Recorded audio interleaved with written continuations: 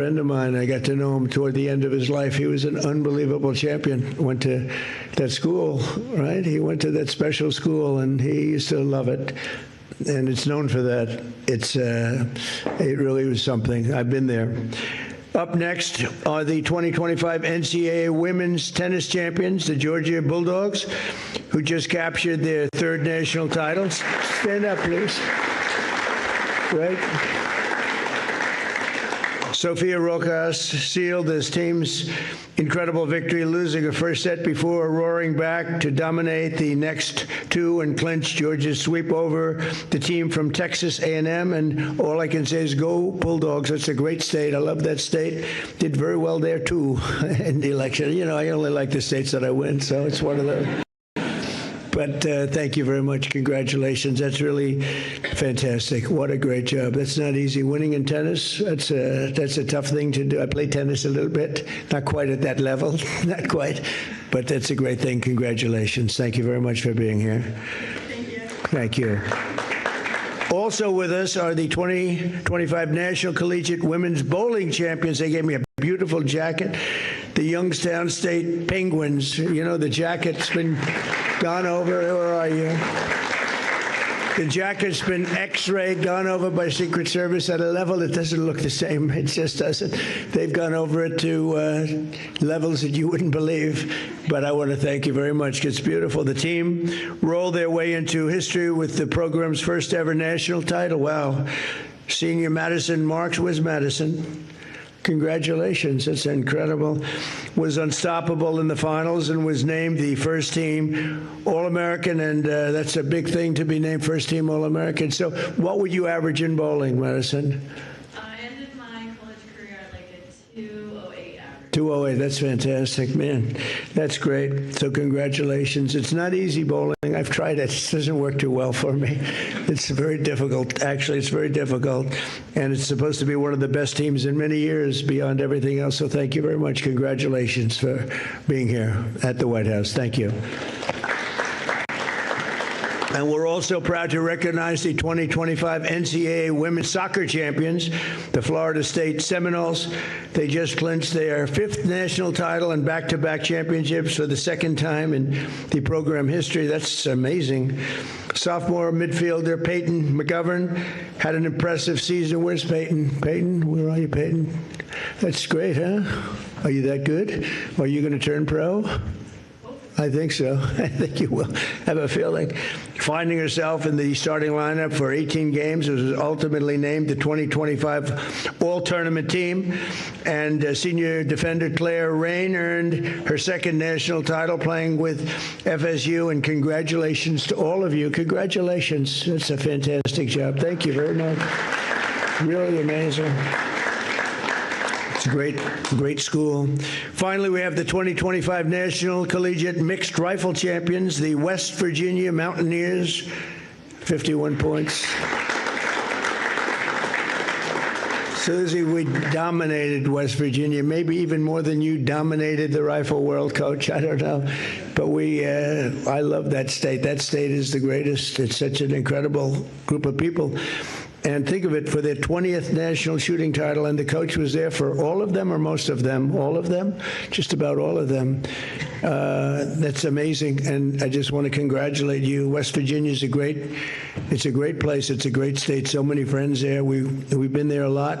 You know, when you win it by 45 points or something like that, maybe more, you like to sort of say, I love that state. And they like me, I guess. I can't imagine why.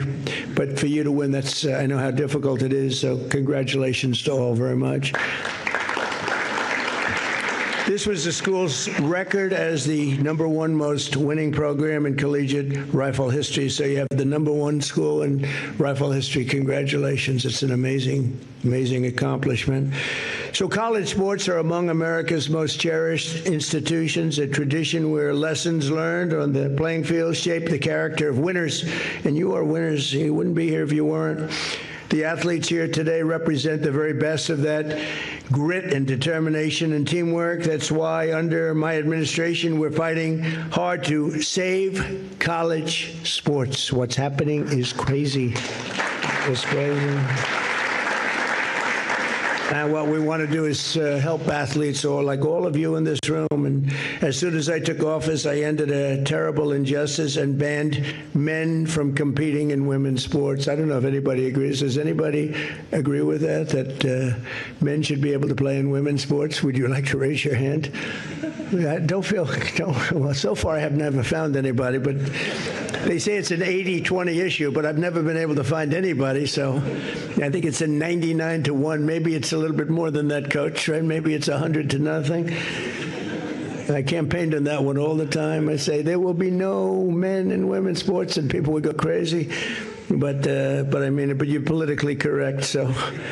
Earlier this month, I signed an executive order to implement a number of key reforms protecting programs like yours, which don't always get the top headlines, but are crucial to strengthening years and years of education and sports and the ability to compete and to win, which we need very much. We now have, thanks to a wonderful decision in the Supreme Court, we're a country that's, again, based on merit. In other words, if you're the best shooter, you're the best shooter. If you're the best golfer, you're the best golfer. And all of these things are very important to stop the pay-for-play schemes that only benefit the largest programs.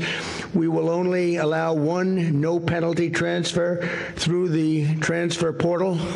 I think most of the people here know what that means, where you had some people going to 3-4 different, it's like they became like monopoly players. And to ensure room for the new talent, we're also instituting a 5-year eligibility cap for college players, because students right out of high school should not have to compete against players that are 28 or 29 years old who decide they can make more money staying in college than they can by going into the professional leagues, which is pretty ridiculous. It's a very, very precarious position that the courts have left us in, because we had great college sports, and the person, a judge decided, who was not a person that knew much about sports, actually I think knew nothing about sports, decided that the whole thing was unconstitutional. For over 100 years they developed these programs, a lot of scholarships, a lot of great things happening, and now it's a total and complete mess. But we're going to get it fixed up, and we've got some fantastic people doing it. So we need now Congress to act to clear up the confusion created by the courts and institute permanent reforms to protect college sports at every level, and especially some sports. And frankly, you know, a lot of the emphasis is put on football, but football's now destroying the colleges economically, because they're being paid so much that the colleges are losing so much money. It's not sustainable.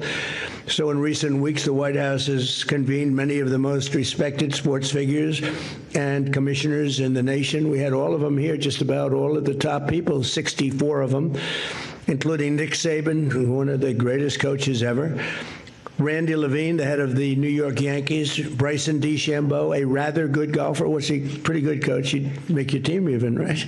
I don't know. That's a pretty good team. He will make your team.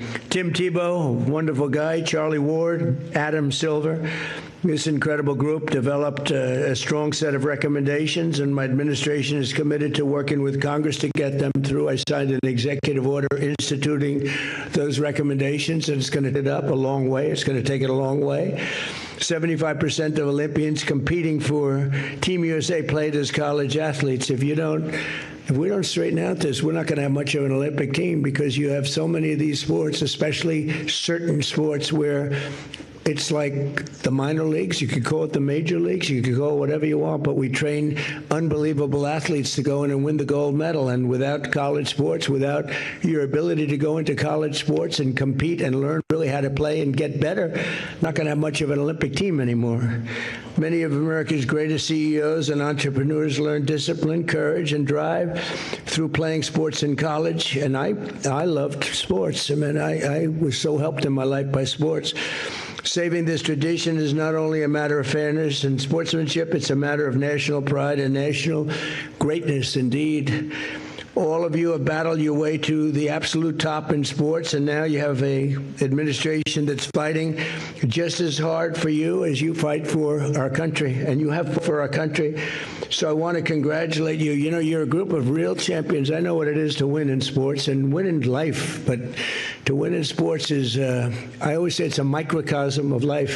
The beautiful thing, you know in 2 hours or you know in a season how you are in life. Sometimes you have to go a lot of years before you can figure it out. But I have to say, you are unbelievable champions. I admire and respect all of you, and it's an honor to have you in the White House, and you'll come back.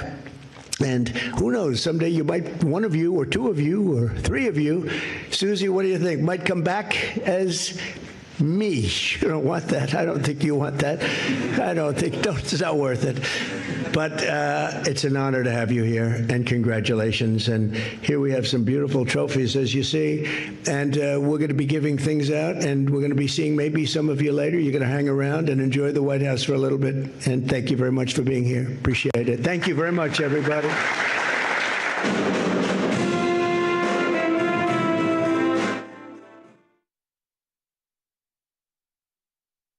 और इस वक्त आपने मुलाजा किया कि Donald Trump इस वक्त media के नुमाइंदों से गुफ्तगू कर रहे थे। उन्होंने मीडिया के नुमाइंदों से गुफ्तगू करते हुए जो है वो एक तो अपने अहम मुल्की उमूर के हवाले से बातचीत की, जबकि नाकाबंदी के हवाले से उन्होंने बातचीत की, जंग में तौसी के हवाले से बातचीत की है, और इस हवाले से जो है वो मुशीर स्पीकर ईरानी पार्लियामेंट उनका भी जवाब सामने आ चुका है। दोनों तरफ से ही जवाबात का सिलसिला और ऐलानात का सिलसिला जारी है। जबकि आपको इस वक्त अहम खबर जिससे आपको अपडेट कर रहे हैं वो ये है कि डोनाल्ड ट्रंप ने जंग बंदी में तौसी का ऐलान कर दिया है, और ये ऐलान उन्होंने शहबाज शरीफ और general Syed Asim Munir field marshal के कहने पर किया है। उन्होंने कहा है कि वज़ीर आज़म पाकिस्तान शहबाज शरीफ और फील्ड मार्शल सैयद आसिम मुनीर के कहने पर जंगबंदी का ऐलान कर रहा हूं, और इस हवाले से उन्होंने जंगबंदी में तौसी का जो ऐलान किया है वो इस वक्त सबसे बड़ी डेवलपमेंट है, जिस बारे में आपको हम